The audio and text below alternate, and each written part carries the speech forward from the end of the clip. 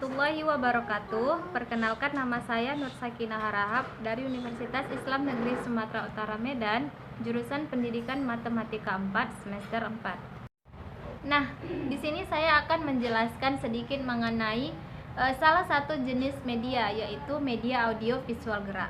Sebelumnya, apa sih media audio visual gerak itu? Dan apa sih tujuan adanya media audio visual gerak itu? Dan juga apa manfaatnya bagi kita adanya audio media visual gerak itu? Media audio visual gerak itu adalah media modern yang sesuai dengan perkembangan kemajuan zaman dan ilmu pengetahuan dan teknologi. Nah, audio visual ini meliputi penglihatan, gerakan, pendengaran, dan juga menampilkan gambar-gambar yang bergerak. Nah, contoh dari media audio visual gerak ini kita ambil 3 contoh saja ya, seperti film, video, dan televisi. Yang pertama, film.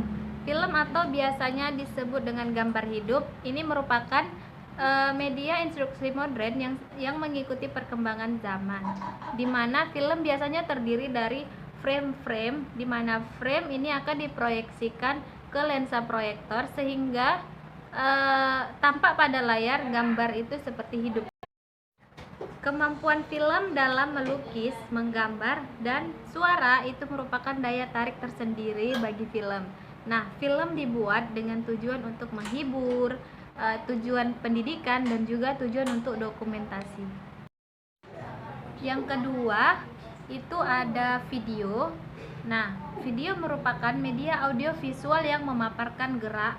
Semakin lama sebuah video ini akan semakin populer di kalangan masyarakat dan lingkungan kita. Dan juga dalam video, pesan yang disampaikan itu harus sesuai dengan realita dan benar-benar terjadi dalam kehidupan ini. Nah, banyak sekali kita temukan sekarang ini video-video hoax, video-video yang editan, sehingga membuat kekacauan antara para netizen. Nah, pada saat ini sebuah video itu biasanya dijadikan film, potongan-potongan video itu dijadikan sebuah film. Nah, ini bukan berarti video itu bisa menggantikan kedudukan sebuah film, karena film dan video memiliki kelebihan dan keterbatasan masing-masing. Yang ketiga itu ada televisi. Nah, televisi merupakan alat elektronik yang disajikan dalam gambar diam maupun gambar hidup beserta suara melalui ruang dan kabel. Nah, pada saat ini banyak kita ketahui bahwa televisi bukan hanya sebagai hiburan tetapi juga sebagai sarana pendidikan, karena saat ini mudah terjangkau melalui siaran udara ke udara dengan sambungan satelit. Nah, televisi pendidikan ini bukan hanya untuk menghibur, namanya juga televisi pendidikan, ya pasti untuk mendidik juga. Televisi pendidikan ini mempunyai beberapa ciri. Yang pertama itu sistematis, yang kedua itu berurutan, dan yang ketiga terpadu. Nah, maksud dari sistematis ini adalah siaran yang berkaitan dengan pelajaran dengan tujuan dan pengalaman yang terstruktur.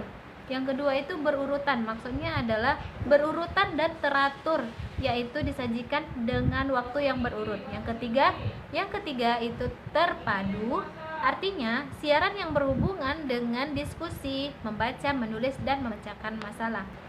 Televisi juga mempunyai tugas, yaitu pertama tugas sebagai alat komunikasi massa, yang kedua sebagai alat komunikasi pemerintah.